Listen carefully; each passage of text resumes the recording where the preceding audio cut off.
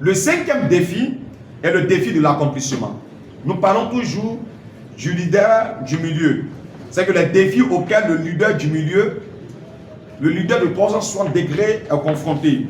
Donc le cinquième défi auquel il est confronté est appelé le défi de l'accomplissement. Les leaders aiment plus le devant que le milieu. Souvent même lorsqu'on est invité, on envoie un de ces protocoles pour aller voir là où on va nous installer. Est-ce que nous ont mis à la première place? Est-ce que nous installons à la bonne place? Donc, les leaders aiment plus le devant que le milieu. Donc le défi de l'accomplissement. Peu importe là où les gens se trouvent dans la vie, ils ressentent chaque fois le désir naturel d'aller de l'avant, de monter. Ça, c'est normal, vous comprenez? C'est normal. Peu importe, on a envie d'aller de mieux en mieux, d'auteur en hauteur, de plus en plus. Ils veulent avancer et s'améliorer. Ça, c'est un désir qui est normal. Les leaders ne sont pas différents. Ils veulent faire plus d'impact. Il y a certains avantages à être devant. Il y a plus de reconnaissance quand on est devant. On a une plus belle vue quand on se positionne devant. Les leaders qui sont devant déterminent la direction. Les leaders qui sont devant peuvent poser les règles. Mais John Maxwell enseigne qu'avec la bonne attitude et l'habileté, un leader efficace peut influencer l'organisation entière, n'importe où il se trouve dans l'organisation. Il dit que le leader peut faire beaucoup de choses pour augmenter ce qu'il accomplit au milieu de l'organisation. Donc il dit 1.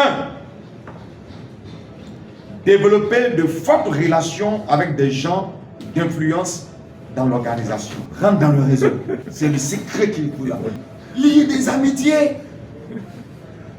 Toi, tu es dans un milieu, tu es là. Non, non, non, non. Il y a des gens d'influence dans tous les endroits que vous allez arriver. On a parlé de bâtir, on a parlé de relations, bâtir une équipe client. Comment tisser des relations? Comment tisser des relations? Dieu te fait gratuitement dans un milieu. Il y a des gens d'influence qui sont là. Entre en contact avec eux. C'est très important. Okay. Bon, si vous ne faites pas ça, faites ça. 2. Définir le gagner en termes du travail d'équipe. Le gagner là doit être défini comme un travail d'équipe. Et non moi. C'est moi. C'est moi. Mais nous et nous. Mettre le succès de l'équipe au-dessus de votre propre succès. Là, c'est le défi de l'accomplissement. Il ne faudrait pas qu'en tant que la tête ou le premier leader, tout est moi, mais nous avons travaillé, nous avons fait ceci, nous avons accompli cela. S'engager dans une communication continuelle avec les leaders d'organisation. Accepter les responsabilités et de toujours croître. Étude d'un cas biblique de Caleb, Nombre chapitre 13 et Josué chapitre 14. Caleb était l'ami de Josué, un partenaire dans le ministère. Caleb était un homme de grande foi, un homme de courage, un homme de sagesse et de dévotion. Lorsque Josué a été nommé pour succéder à Moïse comme premier dirigeant, Caleb ne se plaignit pas d'avoir été ignoré. Il continua de servir avec excellence. Voici quelques leçons apprises de Caleb. Le leadership n'est pas une affaire de position, mais une affaire de disposition. Non, non, bien aimé, retiens.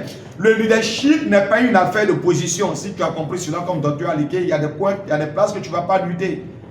Le leadership n'est pas une affaire de position, mais une affaire de disposition. Le leadership n'est pas un problème d'âge, mais une attitude.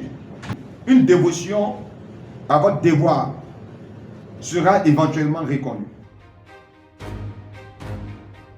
Le 6e défi auquel un leader du milieu est confronté, c'est le défi de la vision.